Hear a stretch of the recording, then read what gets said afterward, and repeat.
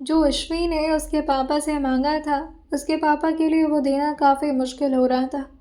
उन्हें पता था कि अगर वो शख्स मारा नहीं गया तो उनकी अपनी पूरी ज़िंदगी बिखर जाएगी और अपने पूरे परिवार को वो इस तरह बिखरता हुआ नहीं देख सकते थे। इस तरह अश्वी, जो अपने पापा को मुंह मोड़ लेते हुए देखकर कहती है, पापा, आपने वादा किया था मुझे। प्लीज़ पापा, प्लीज़ एक बार मेरी बात सुन लीजिए। लेकिन ब्रिजेश जी और देर तक उस कमरे में ठहर नहीं पाते। वो तुरंत ही अपने कदम को बाहर की तरफ बढ़ा दिए थे। दूसरी तरफ अर्चना जो भी ब्रिजेश जी को संभालते संभालते उनके पीछे जाने लगी थी।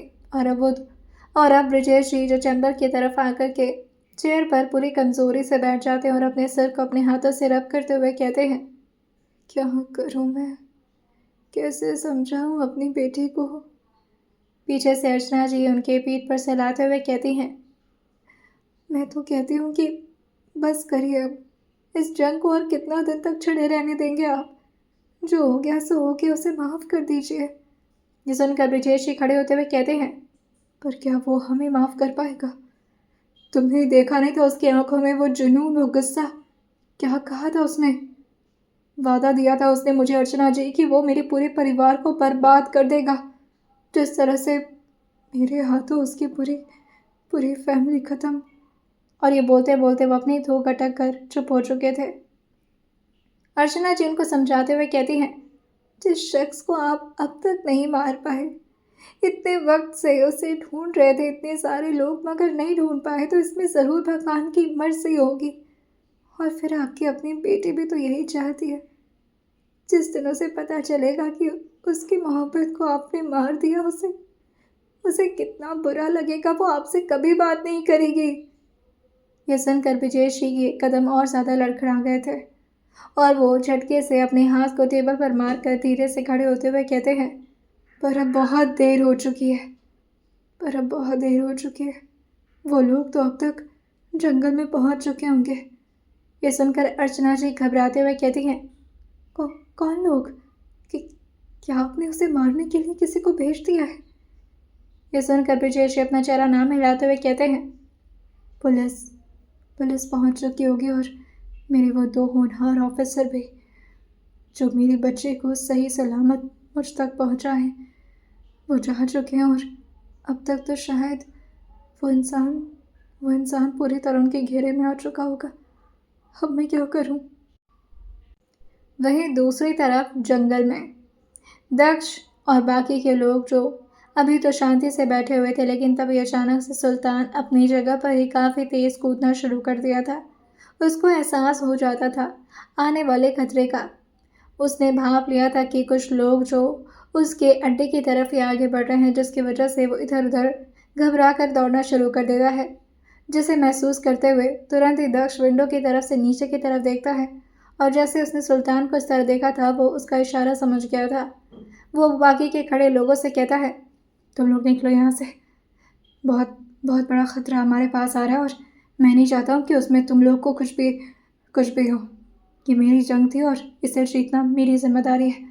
अगर हारूंगा तो उसमें सिर्फ मेरा लॉस होना चाहिए, तुम लोगों का नहीं। और हाँ रुद्र, अयान को संभालना तुम्हारी जिम्मेदारी है। और ये बोलकर उसके कंधे पर तुरंत ही हाथ टैप करते हुए उन सबको वहाँ से बाहर जाने के लिए कह देता है। लेकिन अयान अपने चेहरे को ना मिलाते हुए ज़ोर से अपने भाई के पास आकर कहता है, मैं आपको छोड़कर नहीं जाऊँगा, कभी नहीं जाऊँगा आपको छोड़कर। और ये बोल करके उसने ज़ोर से दक्ष को गले लगा लिया था। लेकिन दक्ष पूरे रूड ऑरा में आते हुए ज़ोर से उसे पीछे की तरफ धक्का देते हुए कहता है, मैंने कहा ना, निकलो यहाँ से अयान। मेरे पास तुम्हारी फालतू इमोशनल बातों के लिए वक्त नहीं है। वो लोग मुझे सरेंडर करने के लिए कहेंगे और मुझे वो करना भी होगा। और अगर वो लोग तुम्हें भी अपने कब्जे में ले लिए तो शायद तुम्हें भी मेरी तरह दोषी मान करके तुम्हें भी ख़त्म कर देंगे। इसलिए तुम्हें यहाँ से तुरंत निकलना होगा। बंटी रुद्र, इसका ख्याल रखना। और फिर वो वकील की तरफ देखकर अपना हाथ आगे की तरफ बढ़ाकर उसके हाथ से मिलाते हुए कहता है, अच्छा काम किया तुमने। और अगर मेरी वजह से तुम्हें ज़्यादा परेशानी हुई होगी तो I am sorry for that. और तुम्हारी बेटी को कुछ नहीं होगा, डोंट वरी। और वो सबको वहाँ से जाने के लिए कह देता है। अभी बाकी के जितने लोग जो उसके अड्डे को पहरा देते थे वो भी भागकर अंदर की तरफ आने लगे थे और सबके सब हॉल में आकर खड़े हो जाते हैं, क्योंकि वो दक्ष के आगे के कमांड के लिए वेट कर रहे थे कि आखिर आगे करना क्या है। दक्ष भी जैसे ही रूम से बाहर रेलिंग पर आकर टिका था, नीचे इतने सारी भीड़ को देखकर वो सीढ़ियों से नीचे उतरते हुए कहता है, क्या हुआ? सारे लोग जो चिल्लाते हुए कहते हैं, आसपास बहुत सारी गाड़ियों की आवाज़ आ रही है और कुछ कुछ लोग भी चिल्लाए जा रहे हैं, जैसे कि कोई हमें पकड़ने आ रहा है। आप बताइए हमें आगे क्या करना होगा? ये सुनकर बाकी सबके चेहरे पर तो घबराहट और डर साफ नजर आ रहा था, मगर दक्ष के चेहरे पर बस एक छोटी सी स्माइल आती है और वो अपनी आंखें बंद करते हुए अपने हाथ को जोर से रेलिंग पर रखते हुए कहता है, मेरा वक्त आ गया है इस दुनिया को छोड़कर जाने का। जैसे उसने अपनी आंखें बंद की थी, कल रात के खूबसूरत वो दोबारा के सारे सिनेरियो उसके सामने बिल्कुल किसी रील की तरह गुजरने लगे थे। इस तरह ईश्वी के गोद में अपना सिर रखकर चांद को देखना, उससे अपनी सारे दिल की बातें शेयर करना, मगर अभी भी उसे एक बात का पछतावा था। उसने वाकई में ही अपनी फीलिंग्स को ईश्वी के सामने कभी जाहिर नहीं किया था। वो सीढ़ियों से नीचे की तरफ उतरते हुए सबको रिलैक्स करते हुए कहता है, पैनिक करना बंद करो तुम लोग, कुछ नहीं होगा तुम लोगों को। वो मुझे पकड़ने के लिए आ रहे हैं और मैं उनके सामने जा रहा हूँ। तुम लोग यहीं पर रहना, मैं किसी भी हालत में तुम लोगों पर कोई आँच नहीं आने दूंगा। और ये बोलकर वो जैसे भी बाहर की तरफ निकलता, अयान जो भागकर अपने भाई के पास आने लगता है, लेकिन पीछे से सारे लोग उसे रोकने लगे थे। रुद्र जो अयान को जोर से पीछे से पकड़े हुए ही कहता है, मत जा अयान, मत जा, समझ ले कि अब वो तेरा भाई नहीं रहा, इस दुनिया को छोड़कर जा चुका है वो। अयान इस बात को विश्वास करने के लिए राजी नहीं था। वो रोते हुए अपने चेहरे को ना मिलाते हुए कहता है, भाई मुझे मेरे सामने दिख रहे रुद्र, कैसे बोल दूं मैं ऐसे, और कैसे समझ लूं मैं ये? मेरा दिल नहीं मानेगा कि मैंने अपने भाई को मुसीबत में अकेले छोड़ दिया। मेरी माँ मुझ पर नाराज़ हो जाएंगी। उन्होंने हमेशा मुझे ये सिखाया था कि अगर भाई को कुछ भी हो तो तुझे उसके साथ रहना है। रुद्र छोड़ मुझे। लेकिन रुद्र के साथ अब पीछे के सारे दक्ष के आदमी भी अयान को पकड़ लिए थे। बंटी भी इमोशनल होकर रोना शुरू कर दिया था और इन सब माहौल को देखकर वो वकील भी अपनी आंखों को बंद कर लेता है, क्योंकि उसकी भी आंखें नम हो चुकी थी। न जाने क्यों, मगर उसे भी दक्ष की हालत से हमदर्दी हो रही थी। काफ़ी तेज तेज आवाज़ अब सबके कानों में गूंजने लगी थी, कोई भी होशियारी करने की ज़रूरत नहीं है। तुम्हें पुलिस ने चारों तरफ से घेर लिया है, खुद को सरेंडर करने में ही तुम्हारी भलाई है। दक्ष जो बीच के ग्राउंड में आ चुका था और अपना हाथ फोल्ड के पूरे शान के साथ चौड़ कर खड़ा था, जैसे वो अपनी मौत का इंतज़ार बेखौफी से कर रहा हो। उसे किसी बात का कोई फिक्र नहीं था। उसने अपनी पूरी जान लगा दी थी सच्चाई का साथ देते हुए, मगर शायद इस दुनिया में सच्चाई को जीत मिलना कुछ ज़्यादा ही मुश्किल होता है। दक्ष को इस तरह देख करके पीछे से सुल्तान जल्दी से आकर दक्ष के सामने खड़ा हो जाता है और बस अपने चेहरे को झुकाए हुए अपने सर को ना में हिलाने लगता है, जैसे सुल्तान भी न चाह रहा हो कि दक्ष अकेले इस खतरे का सामना करे। उसको देखकर दक्ष उसके बालों पर अपना हाथ फेरते हुए कहते हैं, सुल्तान। उसके सिर से अपना सिर धीरे से मिलाते हुए कहते हैं, तुम्हारे बारे में बहुत तारीफ कर रही थी वो, बहुत पसंद आए थे तुम उसे। जब भी वो तुम्हें देखे तो उसके सामने अपना सिर झुका लेना और उसे ये याद दिलाना कि वो मेरी क्या लगती है। मैंने तो कभी उससे ये बात जाहिर नहीं की, लेकिन हो सके तो तुम ये मेरा काम ज़रूर करना और हट जाओ यहाँ से। यहाँ पर कुछ लोग आ रहे हैं जो तुम्हें हर्ट कर सकते हैं। सुल्तान जाओ यहाँ से, ये मेरा ऑर्डर है। सुल्तान चुपचाप अपना मुंह नीचे झुकाए ही दोबारा से अपनी जगह पर लौट गया था, अड्डे के दूसरे किनारे पर। वहीं अब सारे आसपास की गाड़ियां जो पूरी तरह से दक्ष के अड्डे को घेर चुकी थी चारों तरफ से, उसमें से एक गाड़ी जो और आगे की तरफ बढ़ती है और उसके अंदर से कमिश्नर और पीछे से कुछ ऑफिसर्स बाहर निकलते हैं। उसके साथ ही शिवाय और विजय प्रताप भी कमिश्नर को पूरी तरह सिक्योरिटी देते हुए आगे की तरफ बढ़ रहे थे। यह देखकर दक्ष मुस्कुराते हुए कहता है, क्या बात है कमिश्नर, औकात नहीं थी मुझे अकेले पकड़ने की, इतनी बड़ी टोली लेकर आए हो। एक मामूली सा इंसान पकड़ने के लिए। यह सुनकर कमिश्नर जो हंसते हुए अपने चेहरे को नाम हिलाते हुए कहता है, तुम मामूली इंसान थोड़ी ना हो। तुम्हारे जैसे हैवान को पकड़ने के लिए एक दो इंसान कम पड़ जाएंगे, इसलिए पूरा टोली लेकर आया हूँ, पूरी बारात, और तुम्हें डोरी में बैठाकर ले जाने का इरादा है। वैसे 4 कंधों पर जाना ज़्यादा बेहतर होगा तुम्हारे लिए, क्योंकि अब तुम्हारी ज़िंदगी में बचा क्या है। नौकरी तुम्हारे पास बची नहीं, पैसे तुम्हारे पास रह नहीं गए, क्योंकि तुम्हारी सारी प्रॉपर्टी तो सरकार ने पहले ही जब्त कर ली है। और करती भी क्यों ना, जो गद्दारी का पैसा कमाए उसके साथ ऐसा ही होना चाहिए। जैसे ही दक्ष ने यह सुना था, वो ज़ोर से अपनी मुट्ठी बंद कर लेता है। बस एक ही बात का गिल्ट था उसे कि उसने अपने ऊपर से लगे इस दाग को मिटाने में वो नाकामयाब हो गया। सामने के सारे लोगों को देखकर दक्ष जो अपने हाथ फोल्ड करके अपने सीने को तान कर खड़े होते हुए कहता है, मारना है तो मार दो, टाइम वेस्ट क्यों कर रहे हो। वहीं सामने खड़ा ऑफिसर जो कहता है, कोई आखिरी ख्वाहिश है तो बता दो, मैं सुन रहा हूँ। बात को सुनकर दोबारा से हल्का सा मुस्कुराते हुए कहता है, मार भी रहे हो और जीने की एक आखिरी उम्मीद भी दे रहे हो। कमिश्नर अपने चेहरे को नाम हिलाते हुए कहता है, गलत फहमी में मत जियो, तुम्हारी जिंदगी तुम्हें नहीं मिलने वाली। दक्ष 2 कदम आगे बढ़ते हुए कहता है, ऐसी ज़िंदगी मुझे चाहिए भी नहीं, मैं तो खुद तिल तिल मर रहा हूँ। अच्छा होगा कि तुम मेरा काम आसान कर दो।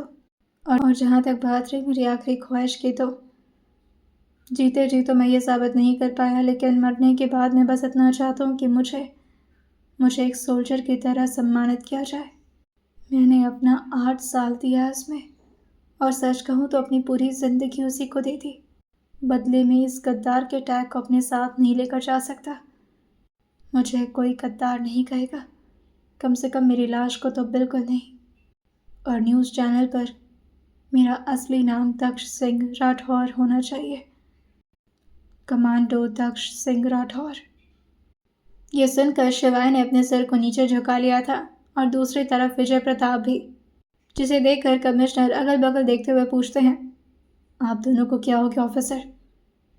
शिवाय जो थोड़ा गिल्ट होते हुए कहता है, बुरा लग रहा है कि अपने सिस्टम इस हद तक करप्ट हो चुके हैं कि हम अपने साथी को बचा नहीं सकते।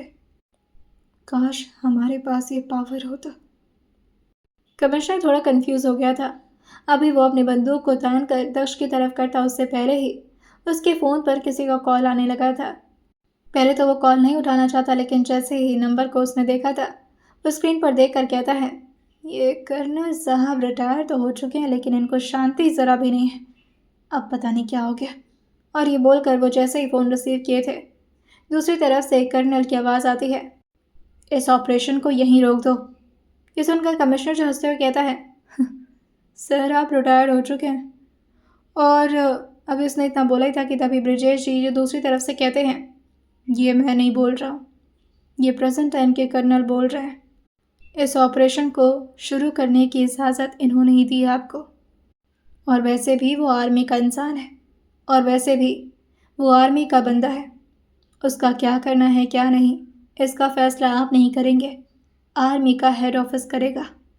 ये सुनकर कमिश्नर जो अपने सिर पर हाथ रखते हुए कहता है, क्या अजीब टोपा बनाया आप लोगों ने मुझे।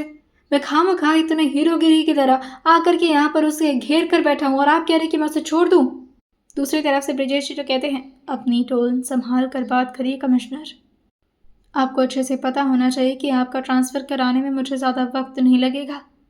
ये सुनकर कमिश्नर जो हंसते हुए कहता है, अरे सर आप तो बढ़िया पावर होल्ड करते हैं अपने हाथ में, जिसको मन चाहे उसको अपने काबू में करके अपनी उंगलियों पर नचाने का जो शौक़ है आपका, काश इस शौक़ को कोई उतार पाता। वहीं ब्रिजेश जी जो कहते हैं, एक और बात, फ़ोन को स्पीकर पर करिए और उस आदमी को मेरी आवाज़ सुनाइए। यह सुनकर कमिश्नर जो अपने एक सिपाही से कहता है, लाउड स्पीकर लेकर आओ।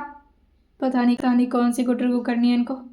कमिश्नर जो ब्रिजेश जी की बातों से थोड़ा चिढ़ा करता था, लेकिन वो कुछ कर नहीं पाता था, क्योंकि उसे पता था कि ब्रिजेश जी का बड़े बड़े मंत्रियों से कुछ खास परिचय है।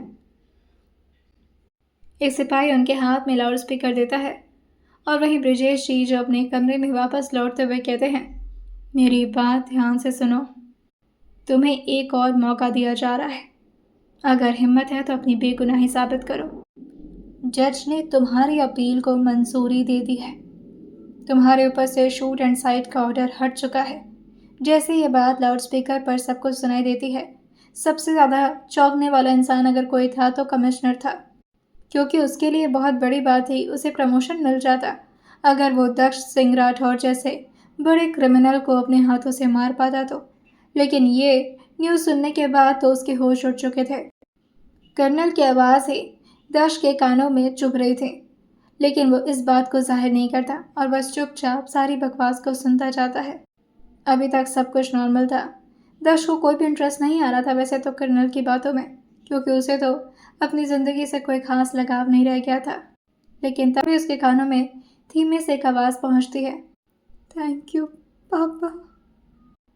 दूसरी तरफ से फ़ोन की दूसरी तरफ से ईश्वरी अपने पापा से ही बोल रही थी, जैसे ही उसने अपने पापा को ये करते देखा था।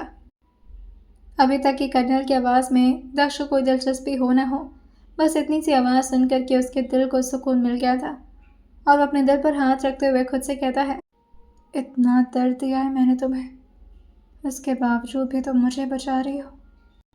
अंदर तो जितने भी लोग इस वक्त इंतज़ार कर रहे थे कि आखिर दक्ष के साथ क्या होगा, आयान वगैरह ये सारी बातें सुन करके काफ़ी खुश हो गए थे और सारे लोग अंदर ही अंदर जश्न मनाए जा रहे थे कि कम से कम दक्ष को अपनी बेगुनाही साबित करने का एक मौका तो मिलेगा। और इन सब की वजह कौन था इस बारे में किसी को अंदाज़ा नहीं था सिवाय दक्ष के।